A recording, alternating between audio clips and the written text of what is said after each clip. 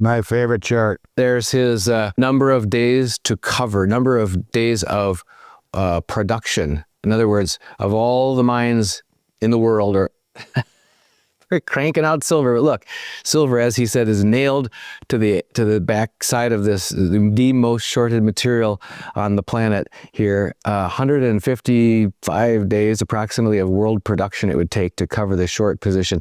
He did say that that is starting to happen. They're starting to cover their short. And as you had said right in the beginning of this talk, the price action on the silver market looks more indicative of short covering than it does of, just regular naked buying. So it's quite the time, and this correlates to that as well. Well, it's interesting. Bloomberg just came out with an article. Bloomberg confirms the London one-year implied silver lease rate blasted above 5%. Now, I'm highlighting this because number 2 on there was platinum. While on September 4th, the JBMA's, that's Japan Bullion Market Association, Bruce Ikemisu reported a London one-month lease rate rocketing to an extraordinary 6.4% over the past 2 decades. Silver lease rates have usually hovered well under 1%. The reason I say that is that Bruce came out about 2 or 3 weeks ago and said that they are trading 3 million ounces of platinum spot contracts, deliverable contracts every day in London. In other words, contracts that could be delivered.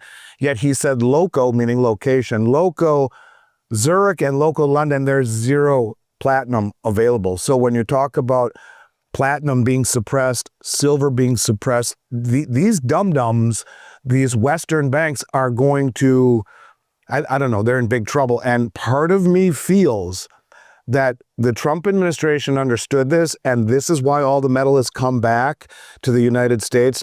In essence, maybe the first step is covering these short positions that the Western banks have before it gets transferred perhaps to the U.S. government through some form of exchange or swap by the Exchange Stabilization Fund. I don't know exactly what's going on because we don't know exactly who's brought it back. I do believe the U.S. government is behind it. But in essence, if you want to bring all this metal back and then create a short squeeze on the European banks, which is what Tom Luongo talks about, that Trump is out to get them because he believes that the European aristocrats are behind many of the problems in his administration. And that's his belief, and it's an interesting story. It wouldn't surprise me because the real strain and stress is in London, in platinum and in silver in particular. Not as quite as much in gold, but the vaults are stuffed here in the United States. A lot of the metal has left, but a lot of it's still in the COMEX vaults in the ecosystem, which makes me feel that there's more U.S. government involvement than we are being led to believe. But in any case, all I can tell you is that things are getting crazy with gold, with silver, with platinum. And I think it's just beginning. And that's the part that most people probably have a hard time understanding because they've rallied so much, at least people paying attention. People in this country are completely and totally asleep, however, as it pertains to the investable public. Yeah. All right, so let's just keep going talking about gold for a minute. I found it interesting, in particular, that this guy, article from investing.com. I'm going to read it to you because Adam Lipinski again, and I don't know if you remember Glupinski, I talked a lot about him a year ago, and I'm going to read what I said about him a year ago after I read this. I want people to think big picture. This is coming from the head of the Polish National Bank, the central bank. This is from investing.com. Poland's central bank announces plans on Wednesday to increase its gold holdings to 30% of its reserve assets, aiming to strengthen the country's financial security. Glupinski says, in these difficult times of global turmoil and the search for a new financial order, gold is the only safe investment for state reserves, NBP Governor Adam Glupinski said in an emailed statement. He is proposing a motion to the bank's management board about raising the reserve target for gold to 30% from their 22%. Now, remember, I said I was all over this in 2023, screaming about this. Let me read to you what Adam Glupinski said in 2023. When asked, why does the central bank hold gold? Because it retains its value even if someone cuts off the power to the supply of the global financial system, which is which is based upon electronic accounting records. Of course, we do not assume that this will happen, but as the saying goes, fortune favors the prepared, and a central bank must be prepared for the most adverse circumstances. This is why gold has a special place in our currency management process. So he's basically saying, think about everything digital. When someone cuts the power to the financial system that is all based on electric accounting records, this is why we own gold. And now he's increasing it to 30%. When you look at the most well-informed traders in the world, forget about the wealthiest, we know that. They're the most well-informed traders. They drop crumbs, they give you clues. And so when we see a head of a central bank saying we're going to increase our holdings to 30%, instead of buying more treasuries, one that is aligned with the West, because we're very concerned. And if the power gets cut off to the global financial system, well, this is why we own gold.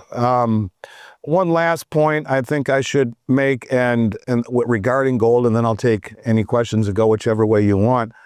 You know, to me, what's really interesting right now about what we're going to see tomorrow, and I'll put gold into this basket, is normally the Fed would lower rates into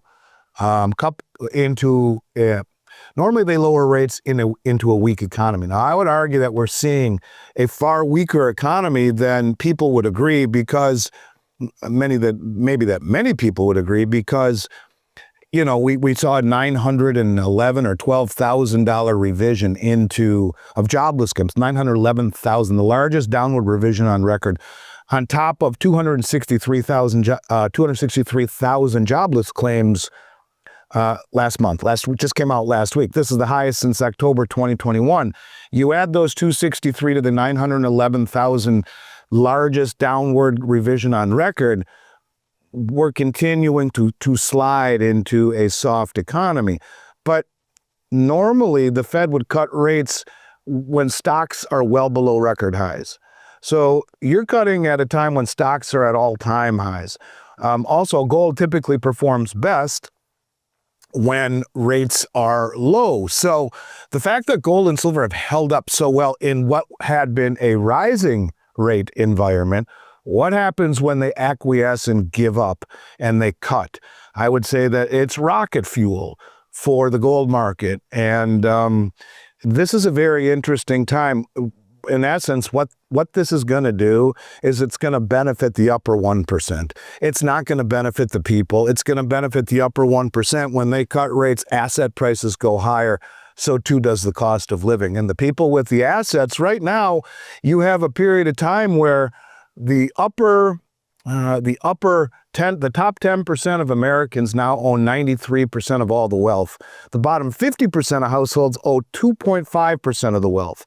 So history says long-term asset owners will be rewarded as rate cuts begin. This also means that the rapidly growing wealth gap will only become larger, especially as core CPI inflation, CPI inflation is back above 3% with the economy weakening. This is, recession fears heading into meeting the printing press. This is stagflation. This is something where it's going to get very, very interesting and would only make holders of our assets want to flee capital, to leave, and to go after things like gold, which I believe is just getting going regardless of its high price right now. So there's no question that something bigger is happening. I mean, there is no question about that, right? And a lot of it focuses on the LBMA. I'm going to try and make this part a little bit easier to understand. It's somewhat complicated for people who don't understand the lingo. I'll try to make it as easy as possible. First of all, when you look at gold, speculators are returning into the gold market. We can see that on COMEX with open interest rising again. That means open interest is the amount of interest, and people are interested in buying the metal. Open interest is rising, and prices are breaking out of this consolidation range. We see it bust out again. That's the normal link between purchasing and higher prices, right? But in silver, what we're seeing is something different. The rally is being driven not by speculators, but what seems to me by some form of a short squeeze, because you have record high lease rates in London to lease the gold. That would be the same thing if you wanted to short a stock. There's a cost to borrow the stock from an entity that then allows you to short it. A stock is something, if you short something or naked short something you don't have, you have to borrow the stock first and then short it. Same thing here. You have record high lease rates with silver in London, anywhere between 5 and 6.5%. Normally, those lease rates are somewhere around 1% or a fraction of a percent. Even in times of stress, they barely get above 1%. Right now, they're between 5.5% and 6%. I'll talk more about that in a minute. But you also have falling open interest, meaning the demand by the speculators is falling with heavy delivery demand. So far, 58 million ounces have been delivered since late August. Almost 11,000 tons have been delivered year to date. This points to shrinking physical liquidity and mounting pressure on the market. In other words, the short positions are struggling to get the metal to cover their positions. As the lease rates go higher, the people who own it are like, nah, we're not going to give it away 5 or 6%, which is way higher than it ever is. With everyone standing for delivery, this is a problem. And when we talk about what's happening on the LBMA, recent data shows about 600 million ounces of silver are traded every day in London. There's about between 1 and 2 billion ounces of paper claims on meaning they could stand for delivery, between 1 and 2 billion ounces, yet the official available free float is only 140 million ounces. So in other words, if there's 1 to 2 billion ounces of claims against 140 million ounces available to be delivered, and a lot of that is already locked up and not truly liquid, what could possibly go wrong? In other words, London has virtually no free silver to meet these rising investor demands or to back the billions of ounces in outstanding contracts. This is getting interesting. And at the same time, you see the COMEX flush with metal. All of that metal, I remember I screaming, this is not about tariffs. And all of that metal that's come back to the United States has put I believe the U.S. banks on solid footing. Normally when the U.S. bank shorts COMEX, they go long delivery contract in London to offset. Well, they've brought all that metal back, and you could argue to put their book in order. These European banks are facing an existential threat with lease rates and prices spiking. The risk of a delivery default in London is rising. And, this is the chain reaction that you would talk about. Silver, its status as a Giffen good. I don't know if you know what a Giffen good is. Then again, a Giffen good is something that as prices rise, demand increases. Most assets or investables are the opposite of that. As the price spikes, demand falls. With this, as price rises, demand increases, making shortages even worse. As the industrials will say, man, the price is rising, we got to buy more, we got to get it, we got to secure it. The hedge funds and the traders say the price is rising, let's jump on, let's get them on board on this. And its status as a Giffen good makes the potential shortfall even worse. Now, when we talk about silver, as far as I'm concerned, it's up 43% this year. And when you have a Fed that is going to come in and lower rates into an environment where asset prices are at or near all-time highs in the stock market, in gold, when silver's on this run, I would expect to see this rocket fuel charged. When the market was from 2007 to 2011, when they cut rates, gold went up 118%. From 2020 to 21, when they cut rates, gold went up 35%. So I think not only will you see that in silver, you will see it certainly in gold. But going back to silver for a moment, 52 million ounces of silver were already delivered on COMEX this month, with 3 weeks left to go to push it even higher, just over 2 weeks. And as I mentioned, those lease rates at as high as 6.4%, they never get above 1 to 2%. And if only briefly when they do in times of stress. this is signaling that the bullion banks are trapped by their own over-leveraged promissory notes, the European bullion banks in particular. I think that's something that needs to be focused on. At the same time, you have silver added to the strategic minerals list by the U.S. government. This means that big buyers are entering the market, including the U.S. government. Companies like Tesla and others will stockpile silver at the same time. And so London's deliverable silver supply is vanishing. Its industrial needs and its investor demands are colliding between the industrials like Tesla and the investors. This is Giffen's good at work. I don't know, I'm looking for a severe shortage. Not to mention, you have a 45-year cup and handle pattern on silver, which is one of the most powerful technical setups you can find in markets, period.